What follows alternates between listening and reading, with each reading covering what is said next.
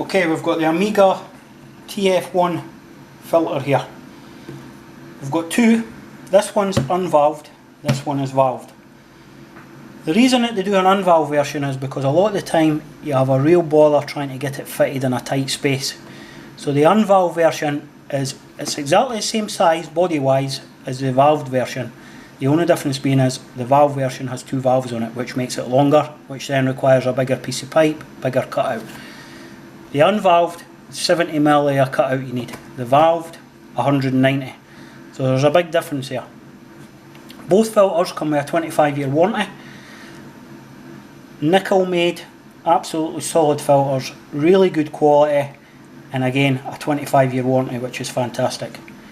Now they work in respect to collecting magnetite. They have a magnet in them and they collect the magnetite, but these filters will also collect debris through their hydronic particle separation technology, which is quite handy if it's not sludge that's in the system and it's just picking up any dirt along the way.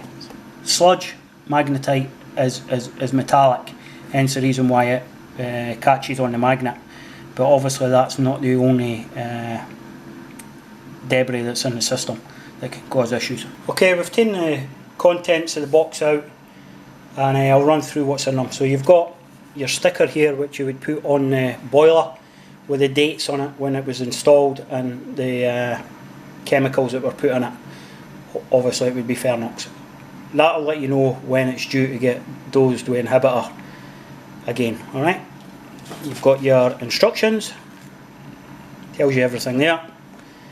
You've got your two washers, really strong washers, easy to put in, easily replaceable as well. And you've got two valves. The valves have black plastic handles on them, very easy to operate. When they're running in line with the pipework, i.e. the valve, it generally means that the water's on. You turn it the other way, the opposite direction, it's against the water flow, which means the water's off. Very easy to turn with your hand. Great wee valve. You've got your drain off point, which goes on the bottom of the filter, and a cap just to protect it from leaking. Okay, you've also got a wee valve on here, a pair of pliers, that'll open. So if it's horizontal, it's closed, vertical, it's open. Exactly the same as the control valves. Wee rubber washer goes on the bottom of there, and tightens on to the bottom of your filter. Okay, the filter itself.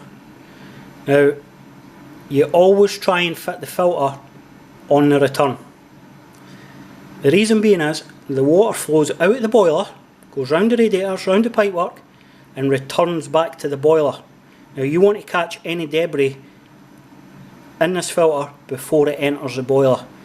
It's going to save your boiler and prolong it. Okay, now this can be changed direction. Now if you look at that arrow, it's pointing up the way, which means the water is coming in here, going through the filter and coming back out and going into the boiler.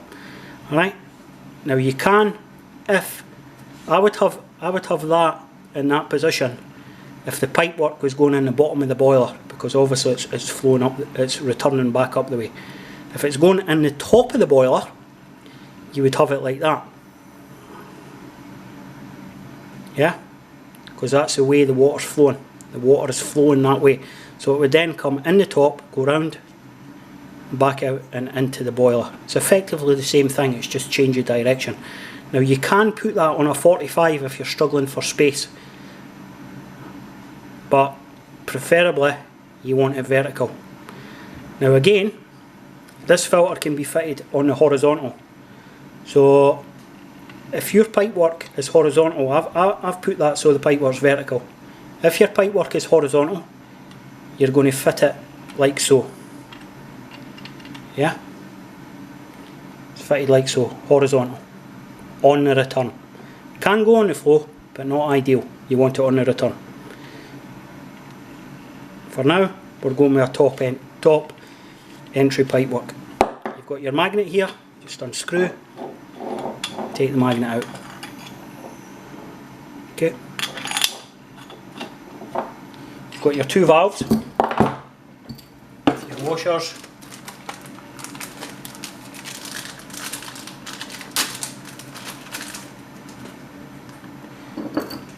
Again, just pop on.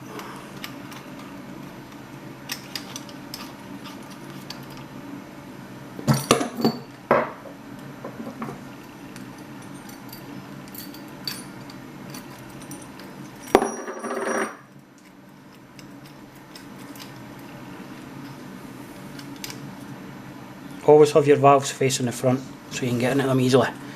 And again with your drain off facing the front.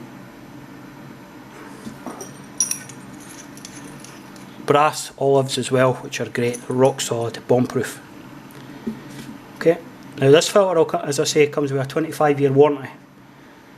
It has hydronic particle separation technology, which will collect all the magnetite and the sludge and debris. So it's ideal for an all-round filter. It doesn't just collect magnetite that is attracted to the magnet. It collects everything. Okay. Okay, we've got our 70mm cutout in, and we've got our olives and our nuts in. Nice brass olives. So yeah. So we're just going to put the filter in.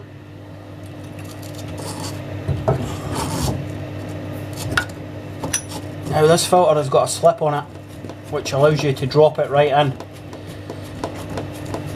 If you're tight for space, see, full slip.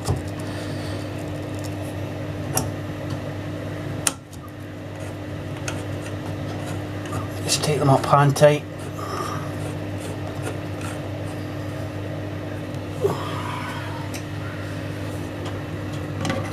And as I said earlier, it's on the return, primary return, where it needs to be. Tighten them up.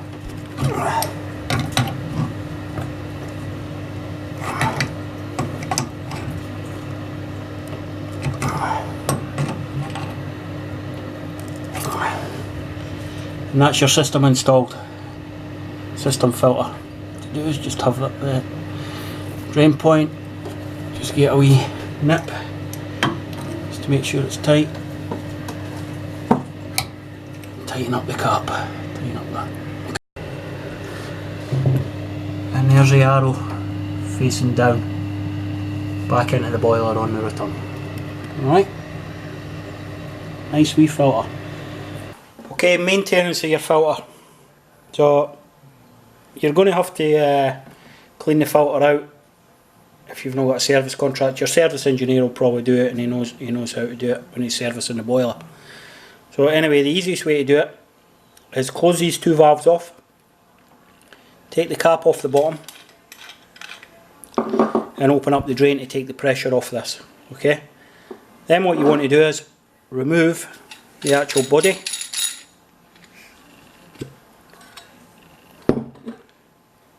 Take the filter over to the sink and remove the magnet. That will release the magnetite, etc. in the chamber. Just pour cold water in and just keep pouring it in until you get dirt, till you get clean water coming out of it, and that's your filter cleaned. Now when you're putting this back, there's a double O-ring there, so you've got good protection. Just make sure there's a wee bit grease on that, otherwise you could nick the O-ring and then you're going to have a leak. Just put it back together again, tighten her up, put your magnet back. Then what you want to do is you want to connect Fernox F1 protector onto here. Comes in a can with a special connector. Just connects onto there. Open up the drain point and inject the chemicals, whether it be inhibitor, protector, whatever it may be. So once you get that done, you need to shut that back off again, or otherwise when you take the connector off, it's all going to pour out. So once you shut that off, just open up your two valves, and that's you back live and up and running again. Replace your cap, and that's pretty much it. Now, as stated in previous videos, the life expectancy now of a boiler is somewhere in the region of about 6 or 7 years.